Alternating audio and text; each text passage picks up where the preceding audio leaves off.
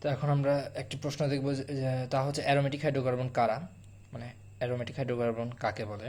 আর একটা হচ্ছে কি আমরা হাকেল নীতি যে পড়েছি সেই হাকেল নীতি থেকে আমরা কিছু এক্সাম্পল দেখব যাদের হাকেল নীতি মেনে চলে এবং অ্যারোমেটিক হাইড্রোকার্বন হিসেবে আমরা চিহ্নিত করব ওই যৌগগুলোকে তারা অ্যারোমেটিক হাইড্রোকার্বন নাকি এরকম অ্যারোমেটিক হাইড্রোকার্বন নয়।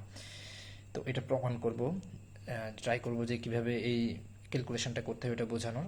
তো প্রথমত অ্যারোমেটিক হাইড্রোকার্বন কারা তা আমরা বুঝে নিই।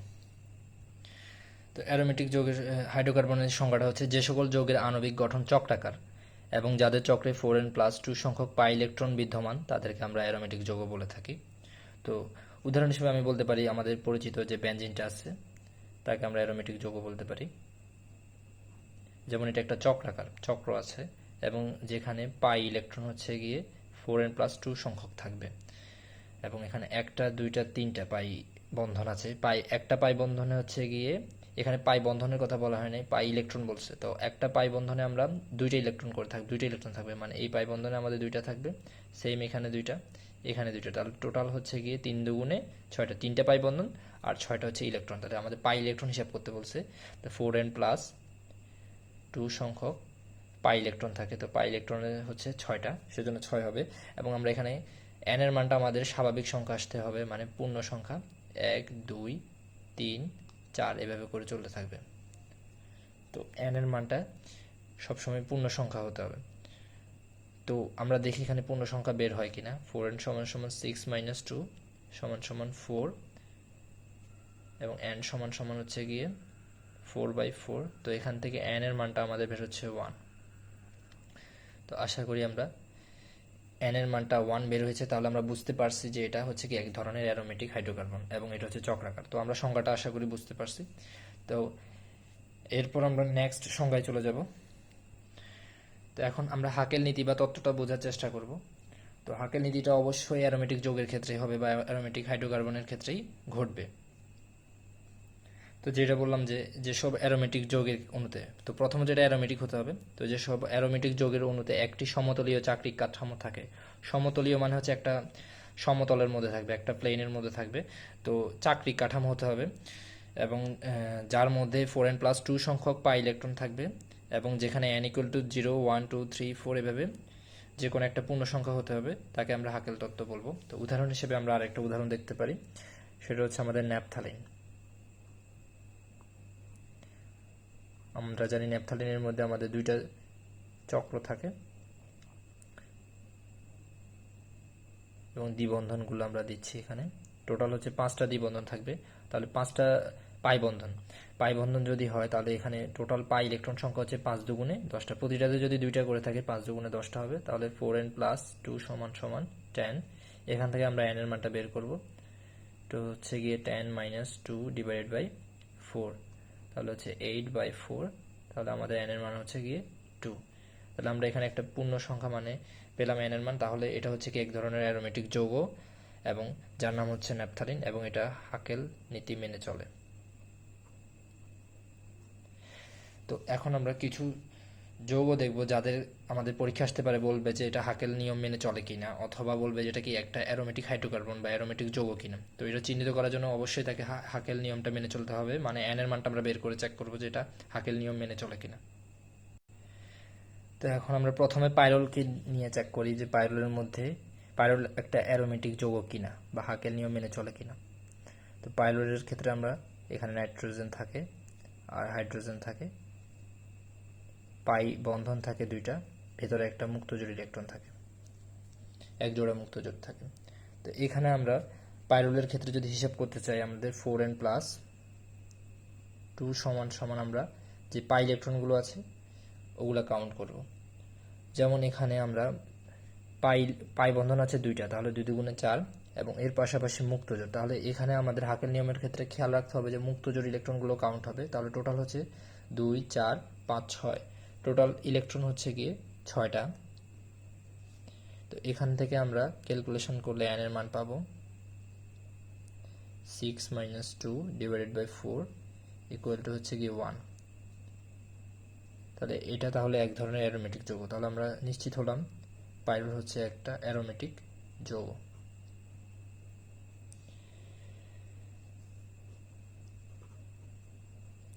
এর পরবর্তীতে আমরা আরেকটি যৌগ দেখব,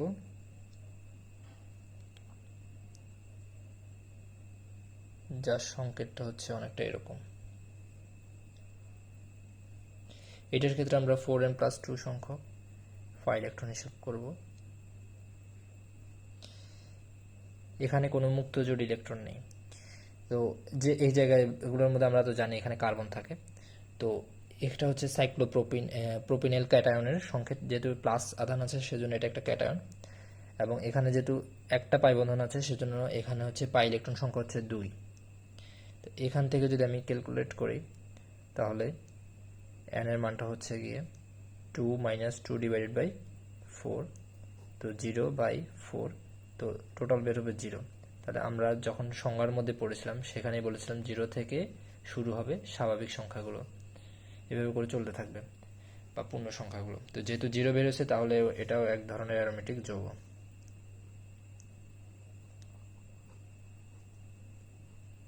তো এইরকম আমাদের টেস্ট করতে দিবে এক্সামের প্রশ্নে যে কোনটা অ্যারোমেটিক আর কোনটা অ্যারোমেটিক নয়। তো আমরা আরও কিছু উদাহরণ দেখি।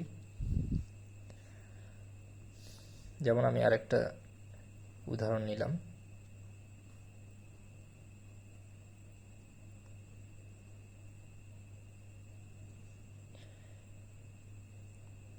এখানে একটা দ্বিবন্ধন থাকবে, এখানে একটা, এখানে একটা এবং এখানে একটা। তাহলে এইটার ক্ষেত্রে আমরা 4n+2 = কত লিখতে পারি? একটা, দুইটা, তিনটা, চারটা আছে পাই বন্ধন, তার মানে 4 দুগুণে 8টা ইলেকট্রন, পাই ইলেকট্রন। তো এখান থেকে আমরা n এর মানটা হিসাব করব 8 - 2 / 4। তাহলে এখানে হচ্ছে গিয়ে বিয়োগ করলে হচ্ছে 6/4, এবং কাটাকাটি যদি করি 2 দুগুণে 4, 3 দুগুণে 6, তাহলে 3/2, যা হচ্ছে n এর মানের মধ্যে পড়ে না আমাদের। তো এটা হচ্ছে অ্যারোমেটিক নয়, অ্যারোমেটিক নয়। তাহলে আমাদের এরকম দিয়ে বলবে যে এটা অ্যারোমেটিক কিনা চেক করতে, তাহলে আমরা হাকেল নিয়ম দিয়ে আমরা এটা চেক করে দেখতে পারবো এটা অ্যারোমেটিক নাকি অ্যারোমেটিক নয়। তো আশা করি আমরা এই পর্যন্ত যে উদাহরণগুলো দেখলাম এগুলো বুঝতে পারছি। তো এখন আমরা আরো কিছু দেখি। তো এখন আরেকটি উদাহরণ দেখব। এই উদাহরণের মধ্যে আমাদের পাই বন্ধন আছে 2টি। তাহলে এই ক্ষেত্রে আমরা 4n+2 = কত লিখতে পারি? নিশ্চয়ই 4 লিখতে পারি, যেহেতু 2টা পাই বন্ধন, তাহলে 4। এখান থেকে যদি ক্যালকুলেশন করি আমরা 4n = হচ্ছে 4 - 2, n = হচ্ছে গিয়ে 2/4, তাহলে এখান থেকে বের হবে আমাদের হাফ। এটাও কি অ্যারোমেটিক নয়? অ্যারোমেটিক নয়, অথবা আমরা বলতে পারি নন অ্যারোমেটিক, অ্যারোমেটিক যৌগ নয়। আরেকটি উদাহরণ আমরা দেখতে পারি। এটা পরীক্ষা আসার মতো একটা উদাহরণ, আর এটা একটু ডিফিকাল্ট আছে। যেমন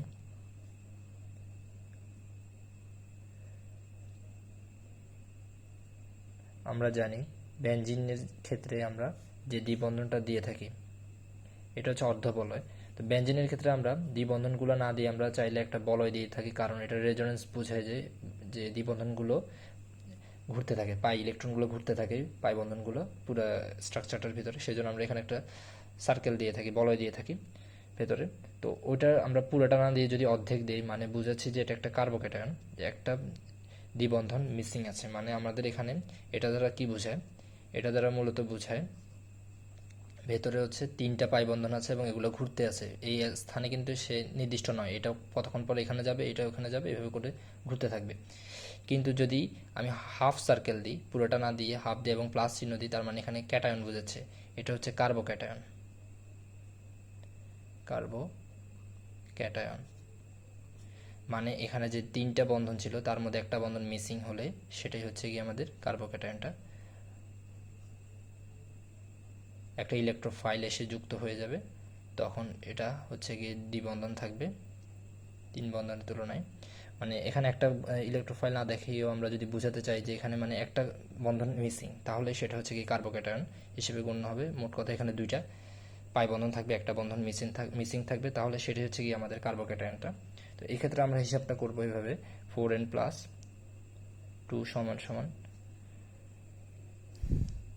= এখানে হচ্ছে গিয়ে আমাদের 4। কীভাবে 4? এখানে 2টা বন্ধন কাউন্ট হবে, 3টা হবে না, কারণ হচ্ছে কি এখানে একটা মিসিং হবে, যার কারণে সেটা কার্বোক্যাটায়ন এবং হাফ সার্কেল হবে, হাফ বলয় হবে, যার কারণে এখানে 2 দুগুণে 4 হচ্ছে পাই ইলেকট্রন সংখ্যা। তো এখান থেকে আমরা যদি n এর মানটা হিসাব করি তাহলে হচ্ছে 4 - 2 / 4। তো এখান থেকে হচ্ছে 2/4 কাটাকাটি করলে আমাদের বের হচ্ছে গিয়ে হাফ। তো এখান থেকে আমরা বলতে পারি এটা হচ্ছে গিয়ে নন অ্যারোমেটিক যৌগ।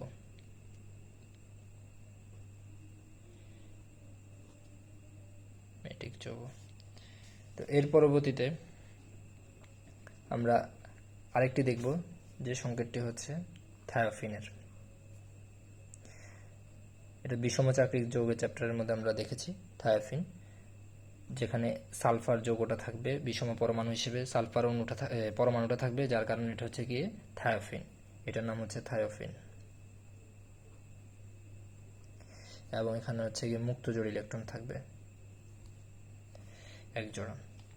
তো এই ক্ষেত্রে আমরা কাউন্ট করব, এখানে 2টা পাই বন্ধন আর একটা মুক্ত জোড়, টোটাল হচ্ছে গিয়ে 4n + 2 = 6। এখান থেকে যদি আমি n এর মানটা হিসাব করি 6 - 2 / 4, তাহলে এখানে যদি কাটাকাটি করি আমি, তাহলে হচ্ছে কি 4 এর উপরে হচ্ছে 4, তাহলে কাটাকাটি করলে হচ্ছে কি 1 বের হবে। তো এখান থেকে আমরা n এর মানটা 1 পেয়েছি, যার কারণে এটা হচ্ছে কি অ্যারোমেটিক যৌগ। অ্যারোমেটিক যৌগ। তো আশা করি আমরা এই উদাহরণগুলো বুঝতে পারছি।